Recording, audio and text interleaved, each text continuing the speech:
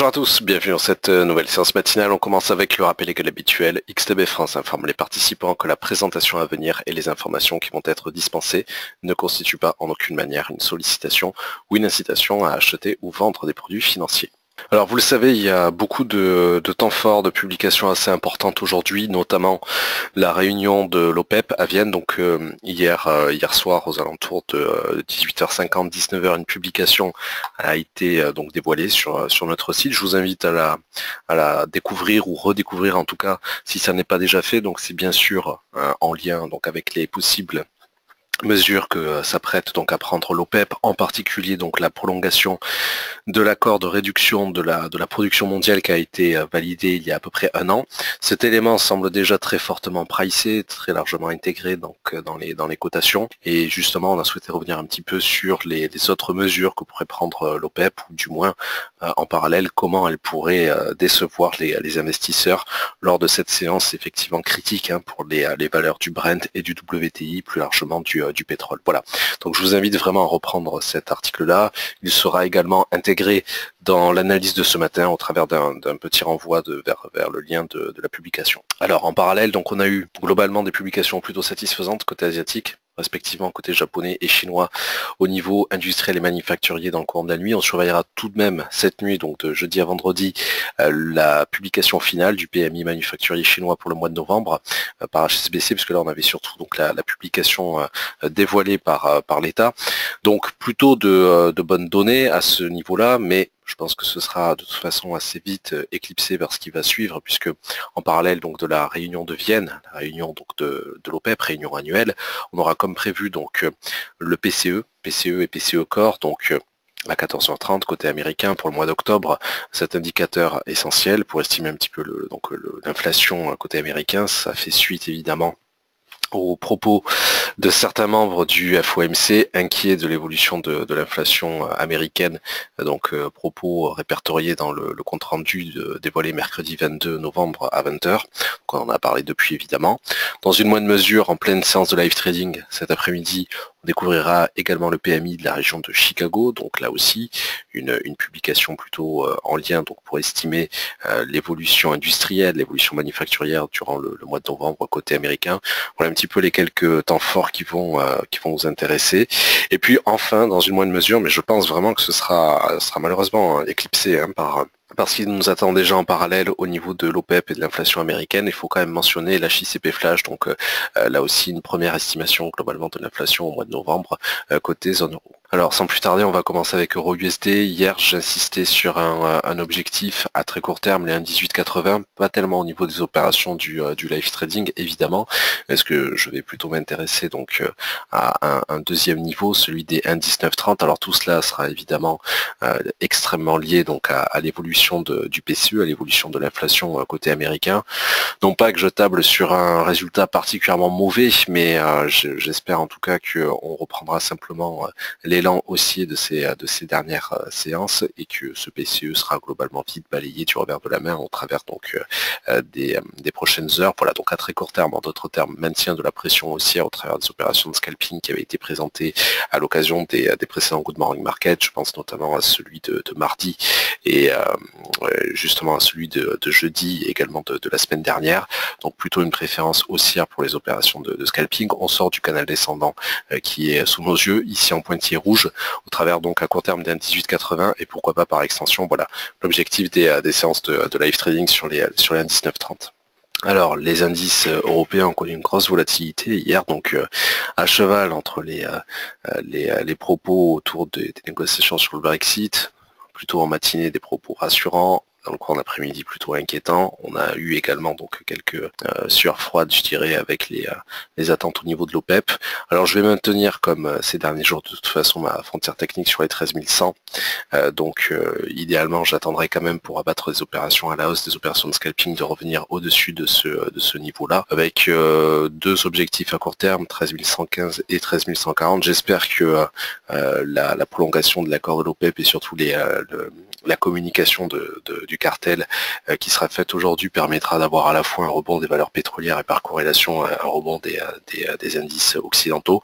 Là aussi, hein, c'est un propos assez important par rapport à la publication d'hier soir que je reprendrai ce matin dans l'analyse que je vous montrerai en introduction, c'est-à-dire l'évaluation un peu de la communication de l'OPEP. Bon, toujours est-il que de manière assez agressive, ce qui pourrait m'intéresser, ce serait de rentrer maintenant, globalement sur les valeurs actuelles. On le reprendra cet après-midi, ça a été fait notamment hier, donc sur les 13 055 points, en visant donc justement ces bornes un petit peu hautes. Le niveau extrêmement élevé d'ici demain soir qui pourrait m'intéresser sur le DAX, le niveau le plus ambitieux en tout cas, ce serait les 13 190, on en a parlé notamment hier midi lors de la séance de live trading. Et pour le moment, tant que les 13 000 points ne cassent pas le support clé, le support symbolique des 13 000 points, et dans une moindre mesure le support technique des 13 025, tant que ces deux niveaux-là ne cassent pas sous les attaques des opérateurs baissiers, j'exclus toute opération baissière, ce qui veut dire que entre 13 000 et 13 100, je vais exclure toute opération baissière aujourd'hui. J'attendrai soit voilà la rupture du niveau symbolique des 13 000, en particulier si l'OPEP déçoit, ou si on a des chiffres très mauvais à 14h30 côté américain, et avec une préférence haussière, alors de manière agressive en rentrant maintenant, enfin globalement sur le niveau actuel comme hier sur 13 055, et de manière plus conservatrice, voilà, en reprenant le scénario de day trading d'hier, c'est-à-dire en attendant la rupture ou le retour, en tout cas je l'espère, au-dessus des 13 100, en visant 115, 13 115, 140 et par extension troisième et dernier niveau 13 190. Voilà un petit peu ce qui va m'intéresser, donc quand même un propos assez conservateur, puisque rien à la baisse, hein, entre 13 000 et 13 100 par précaution.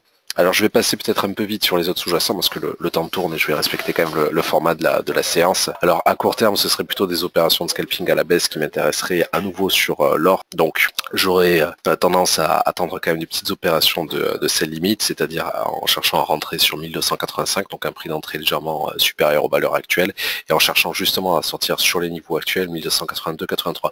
Donc c'est un propos assez conservateur là aussi, parce que s'il fallait malgré tout rompre ce support d'ici demain soir sur les 1280-81, seul le niveau des 1276 pourrait m'intéresser. Voilà, mais je ne veux pas insister sur des niveaux trop ambitieux ici, et quitte à renforcer les opérations, mais je pense que ce serait plutôt un propos, pourquoi pas pour la semaine prochaine, sur les 1290, là aussi au travers de ces limites. Voilà, mais plutôt quelque chose d'assez conservateur.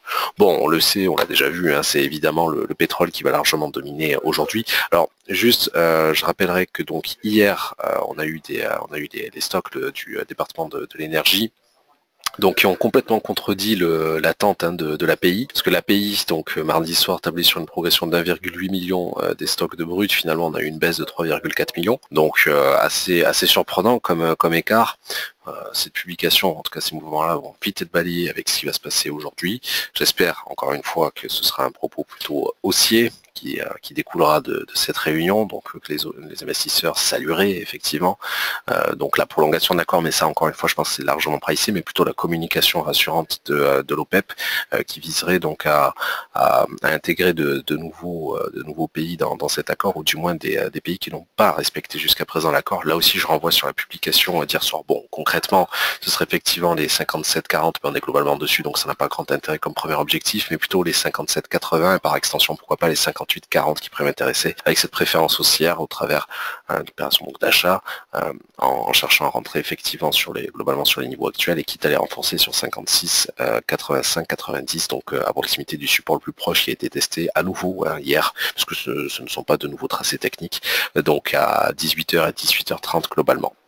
Sur le CAC, même commentaire évidemment que sur le DAX, j'ai exclu toute opération pour le moment, donc entre 5350 et 5400, préférence en attendant haussière au-dessus des 5400, seulement au-dessus des 5400, en direction des 5410, et pourquoi pas par extension les 5430. Voilà. Donc là aussi, hein, d'ici demain soir, de toute façon, tous ces objectifs-là sont présentés d'ici demain soir, globalement pour cette fin de semaine. Sur le Nikkei, côté japonais, on a atteint les objectifs aussi présentés ces derniers matins, notamment mardi dernier.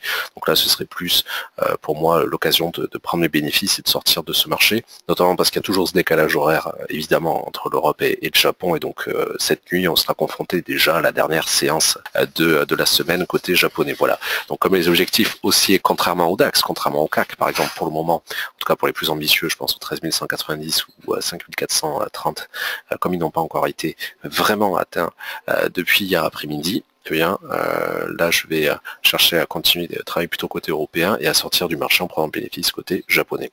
Sur le Bitcoin, volatilité totalement folle à nouveau hier. Bon, j'ai pas voulu remettre tous les paliers de 100 $, sinon le graphique serait complètement surchargé, alors qu'on est toujours ici en M30. J'ai voulu simplement indiquer les niveaux qui me paraissaient plus pertinents. Alors attention quand même, hein, parce que ces quelques résistances techniques ont été tracées avec très peu de points de contact. Mais ce matin, en préparant le graphique, je me voyais mal, comme d'habitude, lors de séances entre guillemets un tout petit peu plus calme, je me voyais mal mettre toutes les résistances espacées de 100 $. Bon, très court terme, tant qu'on se maintient au-dessus des 10 000 $ l'unité, ce qui paraît déjà complètement incroyable par rapport au niveau que l'on connaissait il y a encore 2-3 semaines. Bon, je vais maintenir mon éternel propos haussier, avec des objectifs assez conservateurs quand même là-dessus. Donc seuls les 10 300 et par extension, mais de manière très conservatrice, les 10 550 $ l'unité. Le Bitcoin d'ici demain soir pour m'intéresser. Alors, j'insiste d'ici demain soir, mais c'est vrai que c'est le seul sous-jacent finalement qui cote, enfin parmi les crypto-devises que l'on peut traiter effectivement le temps du week-end, en tout cas entre la clôture de Wall Street à 22 h le vendredi et la réouverture asiatique à 23 h le dimanche. Mais peu importe, en tout cas c'est un commentaire retrouvé, donc haussier avec des objectifs conservateurs. Je ne me vois pas de toute façon présenter des niveaux espacés de 500 ou 2000 $ l'once malgré la forte volatilité. Voilà, donc là aussi, hein, les précédents objectifs ont été complètement explosés dans le bon sens du terme, puisque hier, séance historique par sa volatilité, mais aussi historique évidemment avec la rupture pour la première fois donc des 10 000 $ l'unité. Voilà, donc pour ces quelques objectifs, j'espère surtout qu'on va maintenir ce petit canal ascendant, sans trop d'espoir quant à la solidité de ces quelques résistances face à la volatilité du sous-jacent, mais surtout parce que, comme vous le voyez, très peu de points de contact ont été retracés, je dirais, pour fixer ces quelques résistances, ces quelques objectifs. Voilà. Écoutez, merci à tous donc pour votre présence, votre fidélité. Séance un tout petit peu plus longue que d'habitude.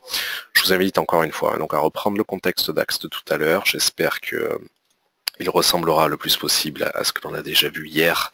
On attendra pour cela déjà d'être fixé un petit peu avec les volumes européens à 9 h. Et puis bien sûr à reprendre au travers de l'analyse ou tout simplement du site, encore une fois la publication dédiée à l'OPEP, publiée hier soir. Voilà, merci à tous, très bonne fin de matinée, à tout à l'heure.